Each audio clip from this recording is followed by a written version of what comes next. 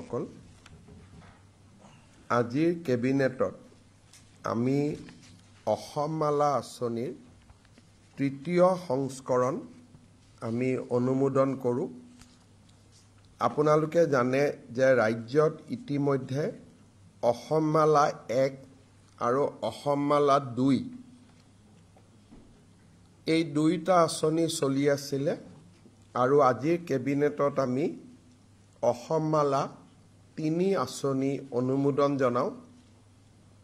এই আঁচনিৰ জৰিয়তে অসমত 883 কিলোমিটাৰ পথ আমি ডাবল লেনিঙৰ পৰা আৰম্ভ কৰি এটা ইকনমিক কৰিডৰ হিচাপে বনাম বা নিৰ্মাণ কৰিম আৰু ইয়াত কেইবাটাও গুৰুত্বপূৰ্ণ পথ সন্নিবিষ্ট কৰা হৈছে আৰু এই আঁচনিখন ৰূপায়ণ কৰিবলৈ কেবিনেটে আজি ৩,২১৭ কোটি টকা অনুমোদন কৰে। আপোনালোকৰ মনত আছে যে গুৱাহাটী ভ্ৰমণৰ সময়ত প্ৰধানমন্ত্ৰী নৰেন্দ্ৰ মোদী ডাঙৰীয়াই গুৱাহাটীৰ নেহেৰু ষ্টেডিয়ামক ফিফা অলিম্পিক লেভেলৰ এখন ফুটবল ষ্টেডিয়ামলৈ ৰূপান্তৰ কৰাৰ এখন আঁচনিত আধাৰশিলা স্থাপন কৰিছিলে। কেবিনেটে এই গোটেই ৰিডেভেলপমেণ্ট প্ৰজেক্টটো য'ত নেকি বৰ্তমানৰ নেহেৰু ষ্টেডিয়ামটো ভাঙি পেলোৱা হ'ব, তাত নতুনকৈ এখন ফুটবল ফিল্ড বনোৱা হ'ব, এখন ট্ৰায়েল মেটছৰ ফুটবল ফিল্ড বনোৱা হ'ব, ইনডোৰ ষ্টেডিয়াম থাকিব, ছুইমিং পুল থাকিব। এই গোটেই প্ৰকল্পটোৰ কাৰণে নিবিদা আহ্বান কৰিছিল। লাৰ্ছন এণ্ড টাৰ্বো কোম্পানীয়ে এই নিবিদা লাভ কৰিবলৈ সক্ষম হৈছিলে। আজি কেবিনেটে সেই প্ৰকল্পটোত অনুমোদন জনাই 765 কোটি টকা ইয়াত ব্যয় হ'ব। আমাৰ লিডু নামদাঙত এখন নতুন 9.4 হেক্টৰৰ ৰিজাৰ্ভ ফৰেষ্ট নিৰ্মাণ কৰিবলৈ কেবিনেটে আজি অনুমোদন দিয়ে। আজি আমাৰ কেবিনেটত এটা জলসম্পদ বিভাগৰ ফালৰ পৰা এটা পলিচি আহিছিল। সাধাৰণতে আমি যেতিয়া মথাউৰিবোৰ বনাওঁ, মানুহৰ আমন্ত্ৰণত বনাওঁ বা মানুহে দাবী কৰাৰ ফলত আমি মথাউৰি বনাওঁ। কিন্তু যেতিয়া মানুহৰ মাটিক ৰক্ষা কৰিবৰ কাৰণে আমি মথাউৰি বনাওঁ, পৰৱৰ্তী সময়ত সেই উপকৃত পৰিয়ালবিলাকে লেণ্ড একুইজিশ্যনৰ টকা চৰকাৰৰ পৰা দাবী কৰে। প্ৰথম অৱস্থাত কয় মথাউৰি বনাব লাগে, আমি মথাউৰি বনাই দিওঁ, তেওঁলোক উপকৃত হয়। তাৰ পিছত ডিপাৰ্টমেণ্টক 4-5 বছৰ পিছত কোৰ্টত লৈ যায় যে আমাক লেণ্ড একুইজিশ্যনৰ খৰচ দিয়া নাই। কেবিনেটে সেইকাৰণে এটা পলিচি কৰিছে যে আমি প্ৰথমতে যাৰ অঞ্চলত আমি এনেকে মথাউৰি বনাম, প্ৰথমতে তেওঁলোকক আমি লেণ্ডটোৰ যাতে ভৱিষ্যতে লেণ্ড একুইজিশ্যনৰ টকা দাবী নকৰে, তাৰ ওপৰত আজি আমি এখন পলিচি বনাইছোঁ যাতে অনাগত দিনত ডিপাৰ্টমেণ্টটোৱে কোৰ্ট কেছৰ পৰা ৰক্ষা পৰিব পাৰে। 2026 চনৰ হলিডে লিষ্ট আজি কেবিনেটে অনুমোদন জনায়। 2026 চনত গেজেটেড হলিডে 35টা থাকিব, ৰেষ্ট্ৰিক্টেড হলিডে 39টা দিন থাকিব, হাফ হলিডে এদিন থাকিব আৰু holidays under NI Act 19 days থাকিব। আপোনালোকে জানে যে NI Actত নটিফাই নকৰিলে বেংক বন্ধ হৈ নাযায়। সেইকাৰণে আমাৰ গোটেইখিনিক আমি এটা সজাই দিছোঁ যে গেজেটেড হলিডে 35 দিন থাকিব, ৰেষ্ট্ৰিক্টেড হলিডে 39 দিন থাকিব, হাফ হলিডে এদিন থাকিব আৰু এই গোটেইকেইটা হলিডেৰ ভিতৰত 19টা দিন এনআই এক্টৰ অধীনত হলিডে হ'ব। তাৰ উপৰি সেকেন্ড এণ্ড ফোৰ্থ স্যাটাৰডে এইকেইটা হলিডে থাকিব। আৰু আমাৰ কেবিনেটে হলিডে লিষ্টখনত অনুমোদন জনাইছে। আপোনালোকে নিশ্চয় সেই লিষ্টখন পাই যাব, আপোনালোকে বহল প্ৰচাৰ কৰিব পাৰিব। প্ৰতি বছৰে আমি মাতৃ পিতৃ বন্দনাৰ 3 দিন ছুটি সময়ত ঘোষণা কৰোঁ। এইবাৰ যাতে এমপ্লয়ীসকলে টিকেট আদি আগতে কাটিব পাৰে বা সুন্দৰ কৰি পৰিকল্পনা কৰিব পাৰে, এইবাৰ মাতৃ পিতৃ বন্দনাৰ ডেট কেইটাও আমি ঠিক কৰি দিছোঁ। সেইটো হৈছে জুলাই মাহৰ 9, 10, 11, 12 নহ'লে 23, 24, 25, 26 অৰ্থাৎ 2টা দিন আমি দিছোঁ। এটা হ'ল 9, 10, 11, 12 জুলাই নহ'লে 23, 24, 25, 26 জুলাই। শনিবাৰ ৰবিবাৰ 2টা থাকিব, 2টা দিন বন্ধ পাব। 4 দিন পিতৃ মাতৃৰ লগত কটাবৰ কাৰণে এতিয়াৰ পৰাই তেওঁলোকে প্লেনিং কৰিব পাৰিব, টিকট কাটিব পাৰিব। সেইকাৰণে এইবাৰ হলিডে লিষ্টতে আমি এই 2টা বন্ধ আমি দেখুৱাই দিছোঁ। আমি কেইদিনমান আগতে কৈছিলোঁ যে অনানুষ্ঠানিকভাৱে আমি কেবিনেটত নেলীৰ হত্যাকাণ্ডৰ ওপৰত চলা তিৱাৰী কমিশ্যনৰ বিষয়ে উল্লেখ কৰিছিলোঁ। 1983 চনৰ নিৰ্বাচনৰ সময়ত প্ৰি ইলেকশ্যন আৰু পোষ্ট ইলেকশ্যন অসমত যিমানকেইটা হিংসাত্মক ঘটনা ঘটিছিল গোটেইকেইটাকে সামৰি ত্ৰিভুৱন প্ৰসাদ তিৱাৰী কমিশ্যন নিৰ্মাণ কৰা হৈছিল। ত্ৰিভুৱন প্ৰসাদ তিৱাৰী কমিশ্যন মুখ্যমন্ত্ৰী প্ৰফুল্ল কুমাৰ মহন্তই 1987 চনত বিধানসভাত দাখিল কৰিছিল। কিন্তু তেওঁ উত্থাপন কৰিছিল, কিন্তু তাৰ কপি সদনক দিয়া নাছিল। আৰু তেওঁ এটা প্ৰতিশ্ৰুতি দিছিলে যে আমি কেইদিনমানৰ ভিতৰতে ৰিপৰ্টটো প্ৰিণ্ট কৰি আমি কপিবোৰ বিধানসভাত দিম। কিন্তু সেই প্ৰতিশ্ৰুতি পূৰা নহ'ল আৰু সেইকাৰণে তিৱাৰী কমিশ্যনৰ ৰিপৰ্ট এছেম্বলি বা বিধায়ক কাৰো হাততে নাই। আজি কেবিনেটে সিদ্ধান্ত লৈছে যে আমি এইবাৰ বিধানসভাৰ প্ৰথম দিনাই হাৰ্ড এণ্ড ছফ্ট কপি আমি দুইটাই বিধানসভাৰ সদস্যসকলৰ মাজত বিতৰণ কৰিম। মুখ্যমন্ত্ৰী প্ৰফুল্ল মহন্তই দি যোৱা প্ৰতিশ্ৰুতি এটা যি কমিটমেণ্ট অফ দ্য হাউচ সেইটো পূৰণ কৰিব পৰা যাব। আজি কেবিনেটত আমি অনানুষ্ঠানিকভাৱে আৰু এটা বিষয় আলোচনা কৰিছিলোঁ। আপোনালোকে জানে যে ৰাজ্যিক বিজেপিৰ সভাপতি দিলীপ শইকীয়া ডাঙৰীয়াই 18 নৱেম্বৰৰ দিনটোত জুবিন গাৰ্গৰ উপজা দিনত ৰাজ্যজুৰি বিজেপিৰ সদস্যসকলক আৰু এজিপি, বিপিএফ, UPPL সকলোকে ব্যাপক ৰক্তদানত জড়িত কৰিবলৈ আহ্বান জনাইছে, যাতে আমি সকলোৱে ব্লাড ডনেট কৰিব পাৰোঁ। আজি আমি কেবিনেটত সিদ্ধান্ত লৈছোঁ যে চৰকাৰে টেকনিকেল ছাপোৰ্ট দিয়েই, তাৰ উপৰিও মন্ত্ৰীসকলে নিজৰ নিজৰ জিলাত তেওঁলোক থাকিব আৰু এই ব্লাড ডনেশ্যন কেম্পটো সফল কৰাত সহযোগিতা কৰিব। আৰু মই যদিও 18 তাৰিখে ৰাতিপুৱা আহি পাম লণ্ডনৰ পৰা, কিন্তু ময়ো ব্লাড ডনেশ্যন কেম্পত সহযোগিতা কৰিম আৰু স্বাস্থ্য বিভাগে বাকী সহায় কৰিব।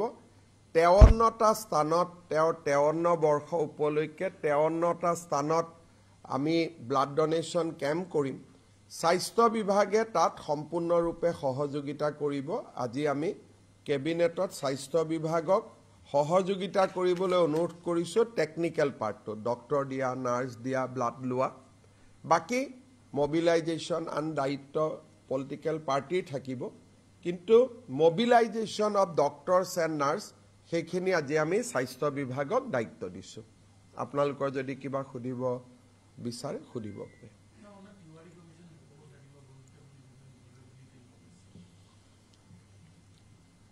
Assam has witnessed unprecedented violence in 1983. Over 2,000 people were killed at that point of time, and almost 3 lakhs people live in relief camp for months. The then government has constituted a commission under the chairmanship of Tribhuvan Prasad Tiwari. However, that report was not available in the public domain.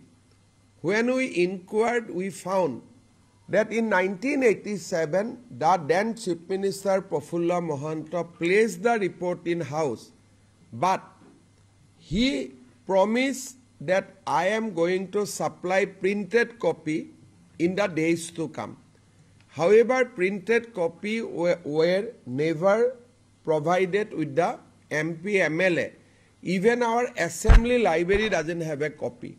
State Cabinet has decided that in the coming assembly, we will circulate the report among the members of the Legislative Assembly, and we will also place copies of that report in the library of Assam Legislative Assembly.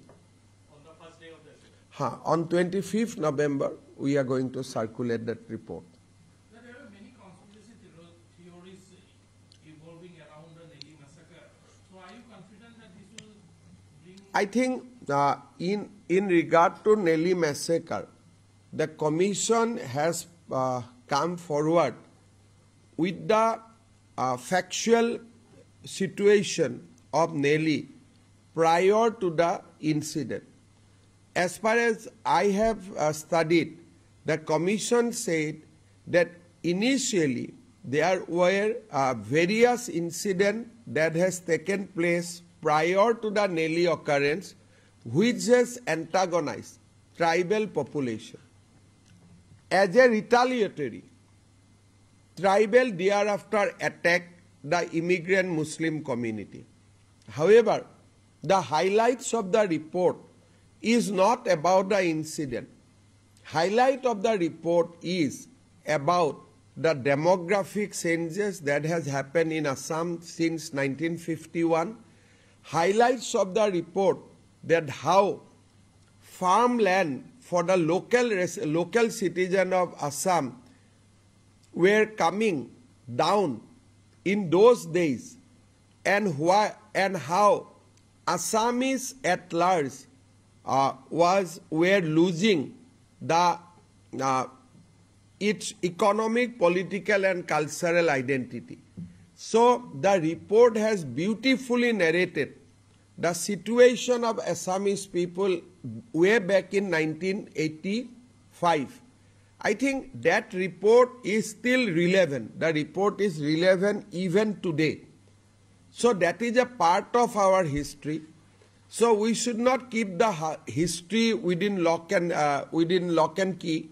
So that is why we decided to publish the report for better understanding of the people at large. Sir, earlier today you told that Gaurav Gogoi's wife, Elizabeth Colbert, is a more Pakistani than Gaurav Gogoi. I stand by. I stand by my allegation, and that is not an allegation, that is the factual position. She routinely used to visit Pakistan. She used to supply documents to the Pakistan-based citizens. So there are a lot of things which will come in our SIT report. And I don't say anything without factual evidence in my hand.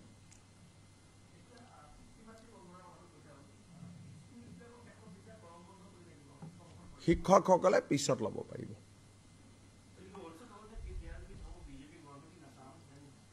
খাই পেলাব, হাতীগাঁৱত ৰখিয়ে আছে। অসমত যদি BJP চৰকাৰ নাহে, একেবাৰে ধুহি খহি লৈ যাব, ৰখিয়ে আছে। सर, जिस तरह का आतंकवादी घटना दिल्ली में हुआ है, उसमें मुल्ला, मौलवी, इमाम, डॉक्टर सारे पकड़े जा रहे हैं। तो वो तो सामने आए, पकड़ाए, उनका हो गया। इस तरह का जिसे हमारे अवैध बांग्लादेशी हमारे असम में भी हैं, तो उससे बड़ा घातक तो वो है जो उनको रखते हैं अपने पास। देखिए, कोई कड़ी सजा ऐसी बनाई जाए कि जो उनको देखिए, शेल्टर नहीं दे, डॉक्यूमेंट्स उनके बनाते हैं, और वो फिर गुवाहाटी में भी इस तरह का बहुत सारा खाली प्लॉट पड़ा हुआ है जहां पर लोग भाड़े में उनको बेड़ागर बना के दे देते हैं। देखिए, असम का सिचुएशन बहुत ही अलग है।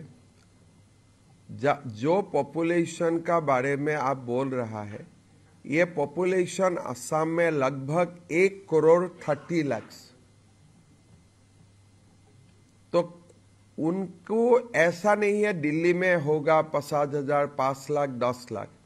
हमारा यहाँ में तो डिस्ट्रिक्ट में ही वही लोग मेजोरिटी है, हम लोग माइनॉरिटी है। तो यहाँ का जो फाइड है वो अलग फाइड है। वो आप भाड़ा घर में चला जाए, गुवाहाटी में चला जाए, ऐसा सिचुएशन नहीं है। गुवाहाटी का कोई सारे इलाका में खाली वही लोग है और कोई लोग नहीं है। तो इसीलिए हमारा जो चैलेंज आने वाला है अगली 10 साल, वो बहुत ही अलग होगा। ये जो घटना भी देख रहा है वो तो एक अलग किस्म का है। असम में तो वो लोग ड्राइविंग सीट में है, हजारों डॉक्टर्स है, हजारों इंजीनियर्स है, हजारों कॉन्ट्रैक्टर्स है, हजारों जर्नलिस्ट है। तो ये सिचुएशन असम के लिए पूरी अलग है। आप इसका कोई कंपैरिजन नहीं हो सकता है। तो असम के लिए सोचना भी अलग ढंग से पड़ेगा, और हम लोग सोच भी रहा हूं, लेकिन ये फाइट बहुत लंबा फाइट है। वो शेल्टर देते हैं उनको, शेल्टर का मालिक ही वो लोग है असम में। हम उनसे शेल्टर लेता हूं बरपेटा जिला में, साउथ सालमरा जिला में।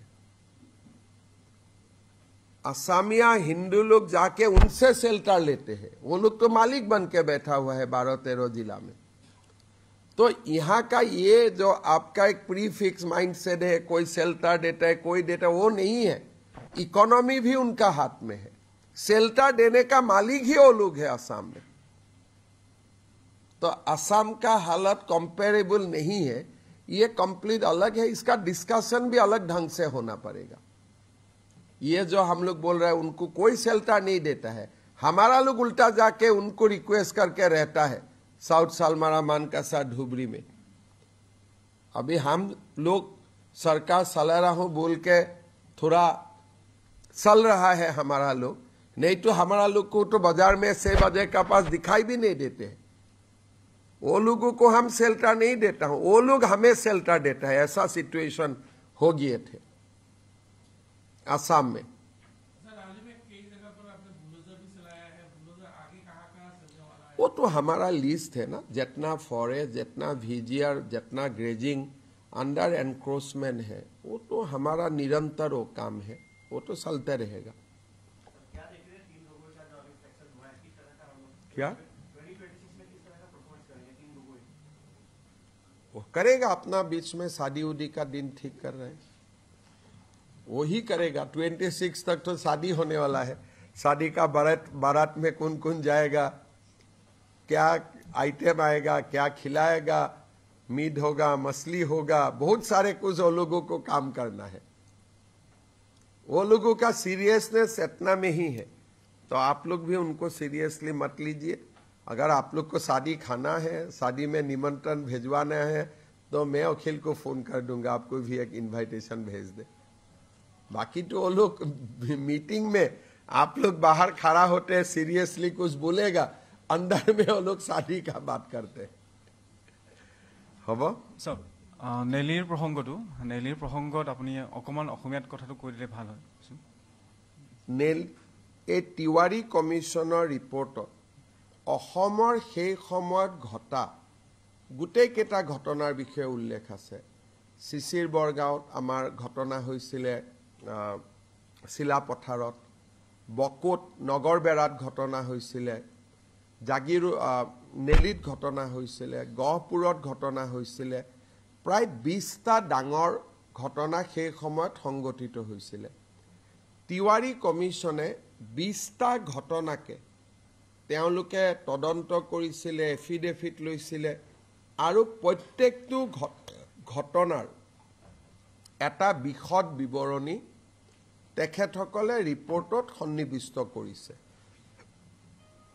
নেলিৰ ওপৰতো কৰিছে আৰু নেলিৰ ৰিপৰ্টটো পঢ়িলে আমি বুজি পাম যে নেলিৰ ঘটনা হোৱাৰ কাৰণ কি আছিল।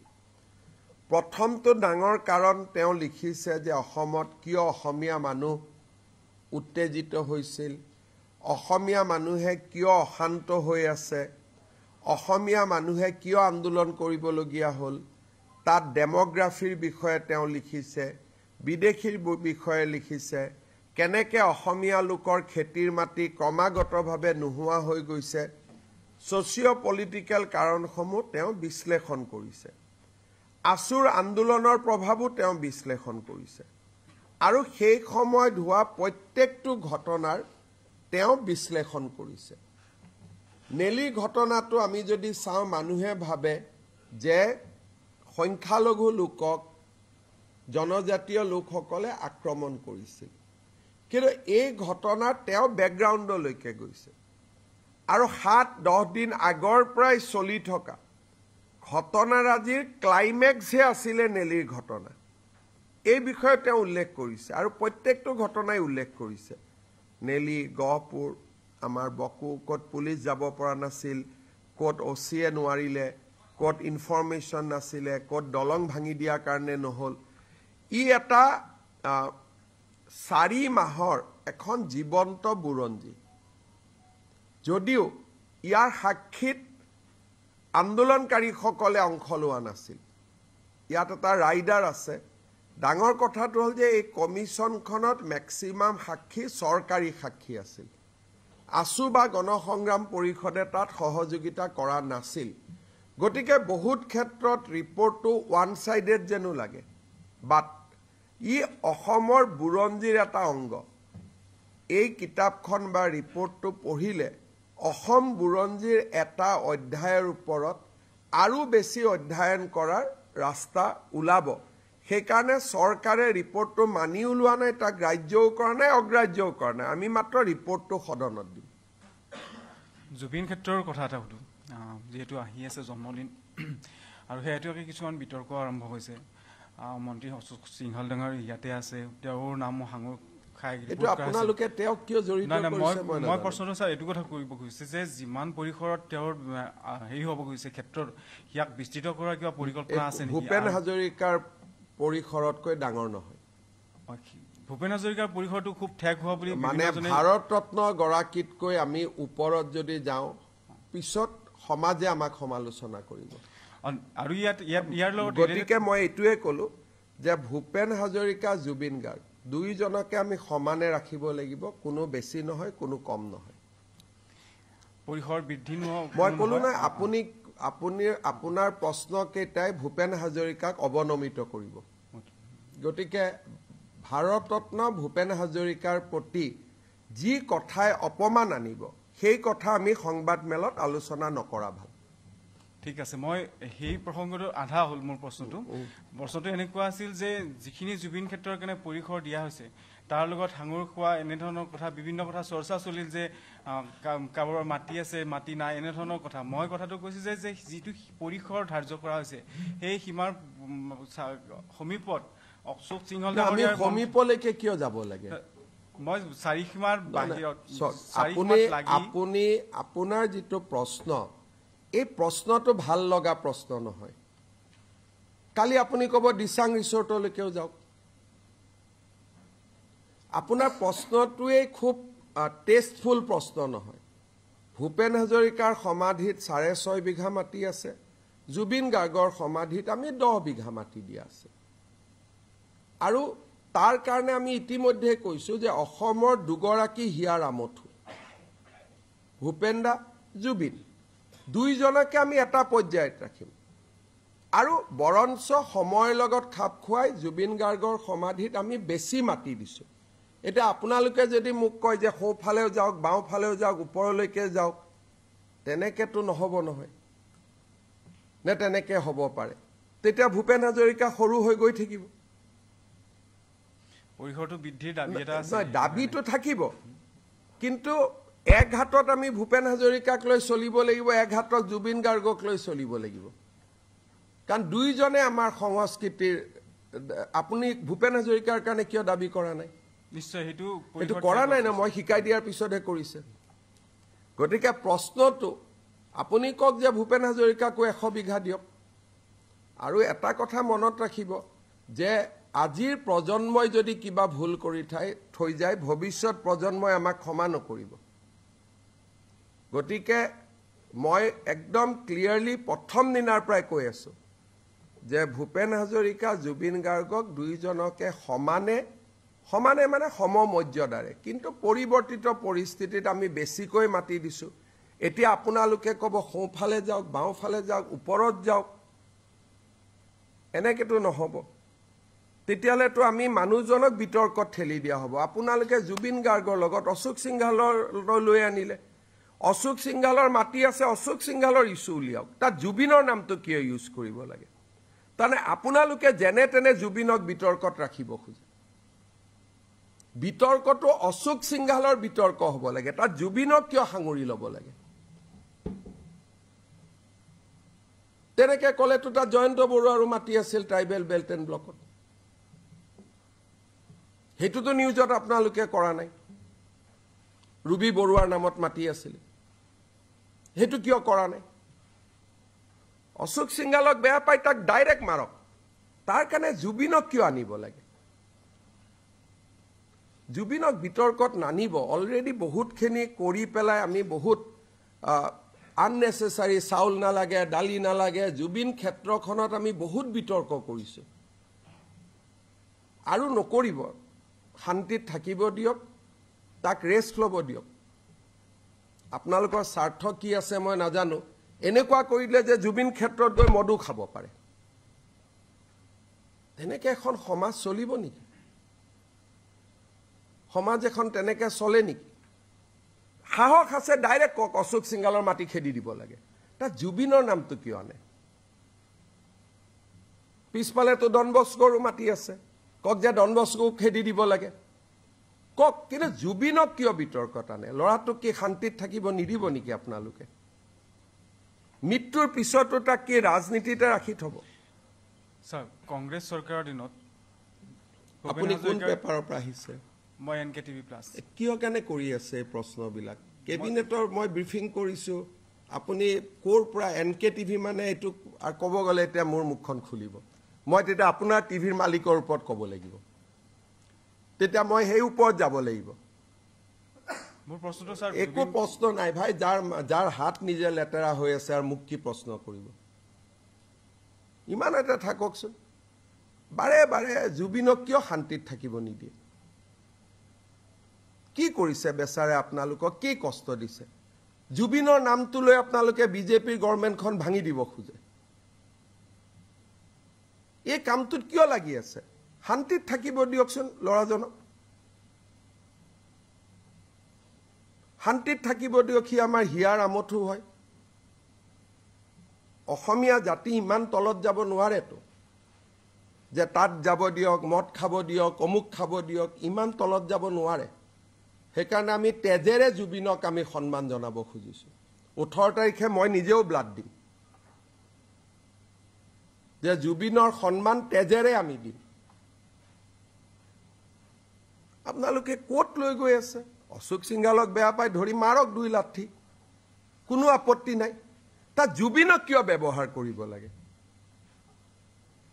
কোৰ মাটি কাৰ আপোনাৰ মালিকৰ কোট মাটি আছে চাব গৈছো নেকি আমি গুটে বেটা গলে কথাটো NKTV মানে কাৰ টিভি এটো হা এটা নিপনৰ কোট মাটি আছে চাব গৈছো নেকি আমি গুটে কিয় কয় ইলেক্ট্ৰিচিটি বোৰ্ডত তেতিয়া গৈ চাব লাগিব কিয় এইবিলাক কৰি থাকে ভাই মুখ নকৰিব মই ভাল নাপাওঁ মই বৰা সিধা সাদা মানুহ মই যি কম মুখত কৈ দিম দুটা টিভি একেলগে বনাইছিলে ৰাতিৰ ভিতৰতে দুটা কাজিয়া লাগি গ'ল দুখন টিভি হৈ গ'ল এতিয়া গুটেইখনত যাব লাগিব মই কথাইবিলাক কৈ থাকে ইমান ধুনীয়া নেলিৰ প্ৰশ্ন আহি আছে কোৰ আহি আছে কোট লৈ গুচি যায়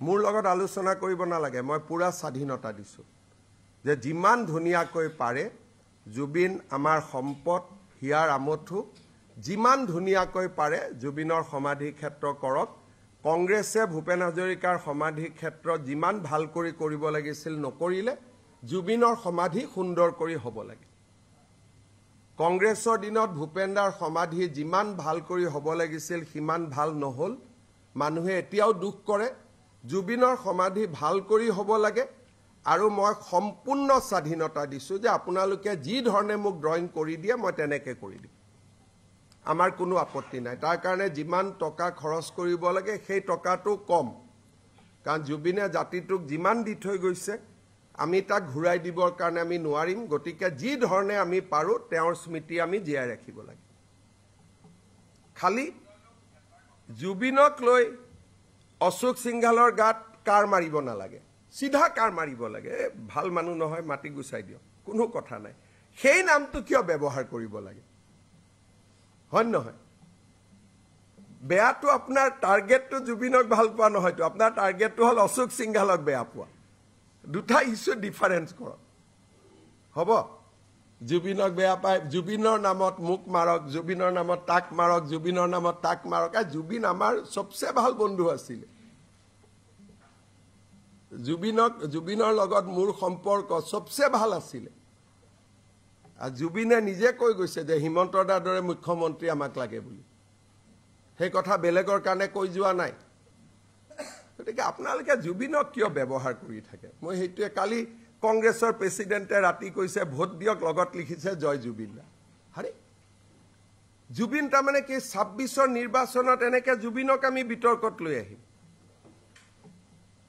নিপেনক ক'ব মই ভাল পোৱা নাই বুলি তো